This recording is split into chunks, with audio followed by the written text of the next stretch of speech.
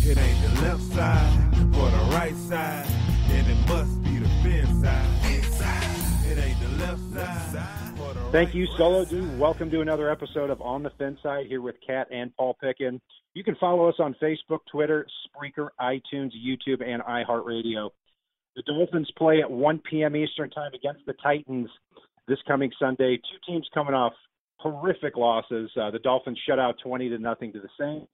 The Titans lose by 43 to the Texans and Deshaun Watson. They're still trying to tackle them.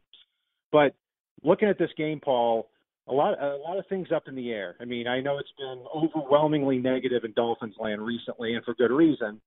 But it looks like Marcus Mariota is either going to miss this game or is going to be playing with a hurt hammy. They did sign Brandon Weeden this week, which should be a good sign that Mariota is either very hurt heading into this game or will miss a game and Matt Castle will start.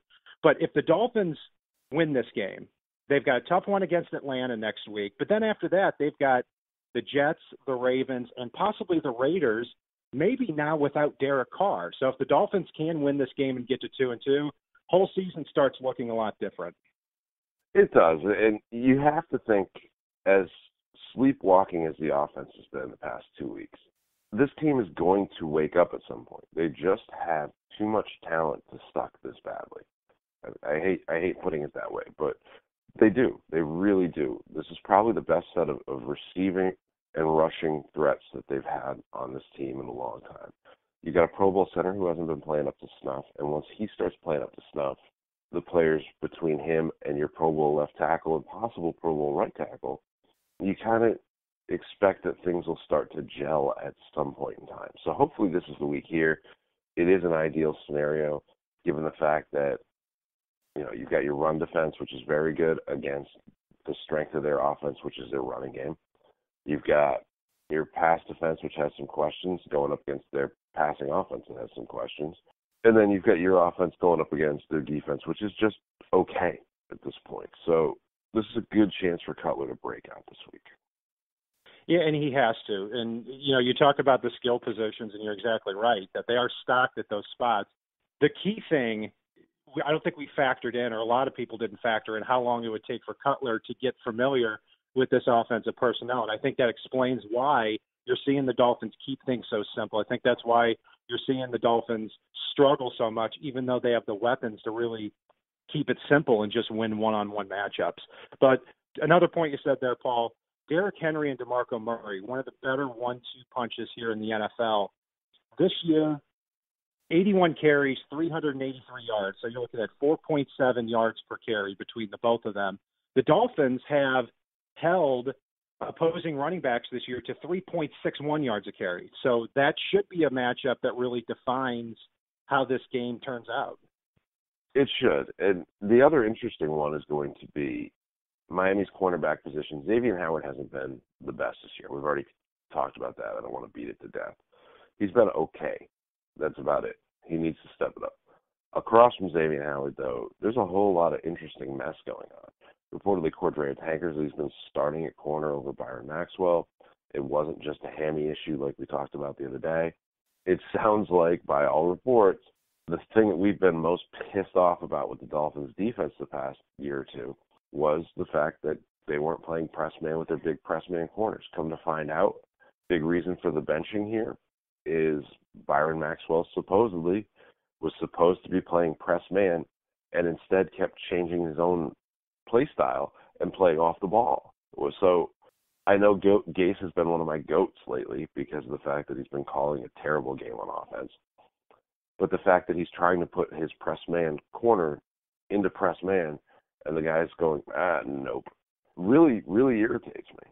So hopefully Byron Maxwell kind of gets his head out of his ass and plays a little bit, because right now the best two corners on this team have been Cordrea Tankersley and Byron Maxwell.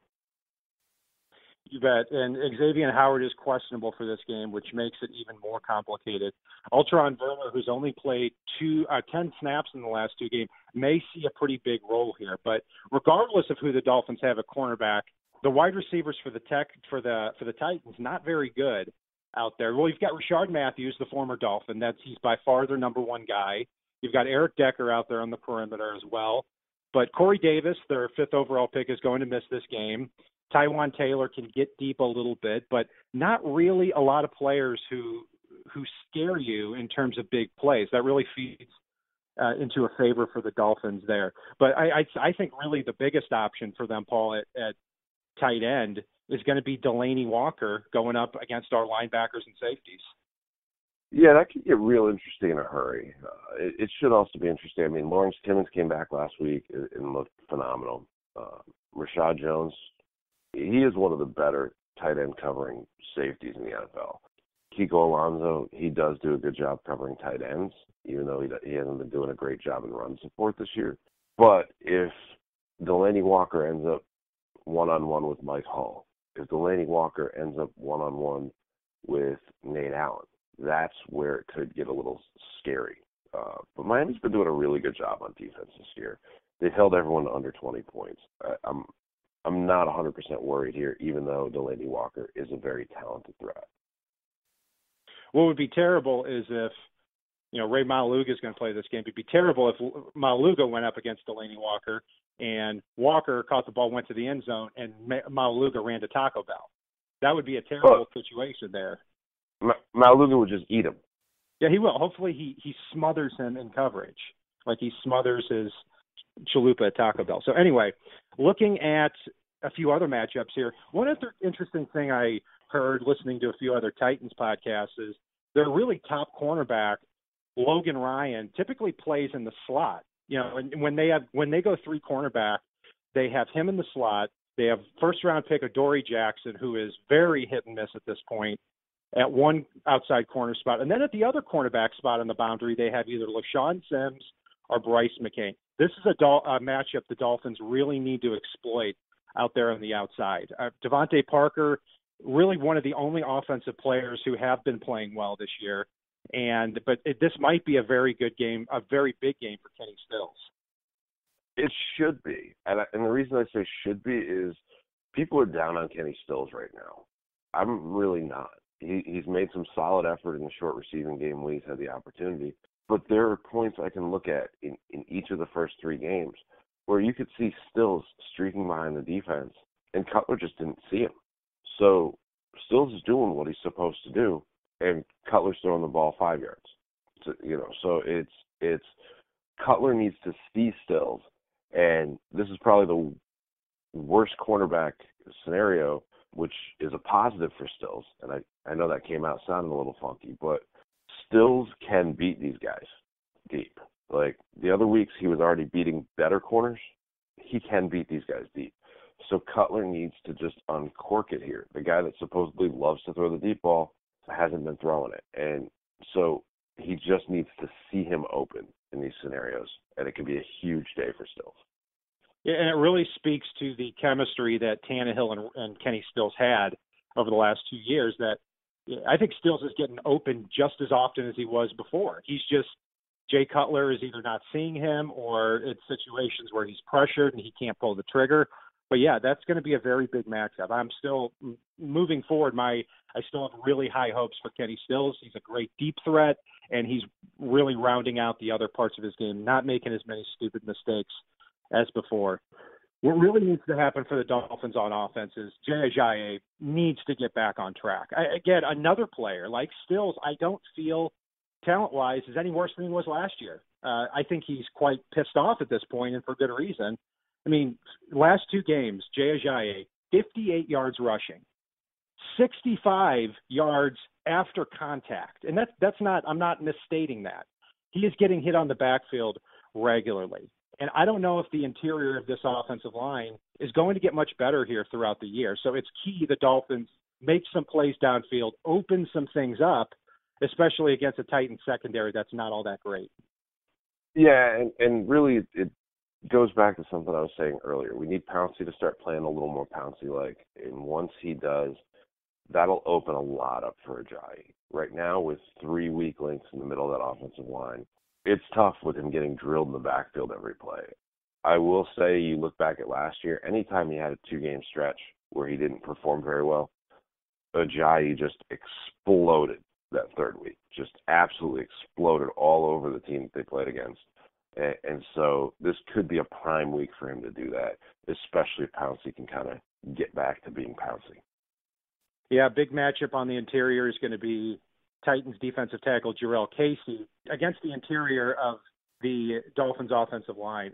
Casey has been a Pro Bowler, hasn't played all that great the first 3 weeks for the Titans, could be due for a big game too. But other than that, the Titans don't have a whole heck of a lot up the middle. So this, if you give Jay Ajayi in this contest 3 holes to run through, I think he's going to run for over 100 yards. I think it'll change the whole complexion of this game. It has to. I mean, it just has to. So, Paul, looking at overall the Dolphins-Titans matchup, do you think the Dolphins get back on track this week? What's your prediction? I predict that they're going to get a little bit more back on track. I think Miami pulls it out 20-17. It's not as explosive as they should be, but starts heading in that right direction. I think Jay Ajayi is a big factor here, as well as Devontae Parker, because I think Devontae Parker is just going to eat Adoree Jackson on this game. I'm going to say Dolphins 24, Titans 14 in this. I think the Dolphins win convincingly here and get back on track. I feel like they've been embarrassed so much the last 2 weeks. Now they get to come back home and finally get back on track. You can follow us here next week as we break down the Dolphins-Atlanta Falcons matchup heading into Week 6. We're also going to obviously recap the Dolphins' Week 5 matchup against the Titans after this. So you can also follow us on Facebook, on Twitter, on Spreaker, on iTunes, on YouTube, and on iHeartRadio. You were listening to Paul Pickin and Brian Catanzaro, and if it's not on the right side and it's not on the left side, it is on the fin side. Solo D, take us home. It ain't the left side or the right side, and it must be the fin side. Inside. It ain't the left side or the right side, and it must be the fin side. Listen, Dolphins fans across the land all tuning in to see what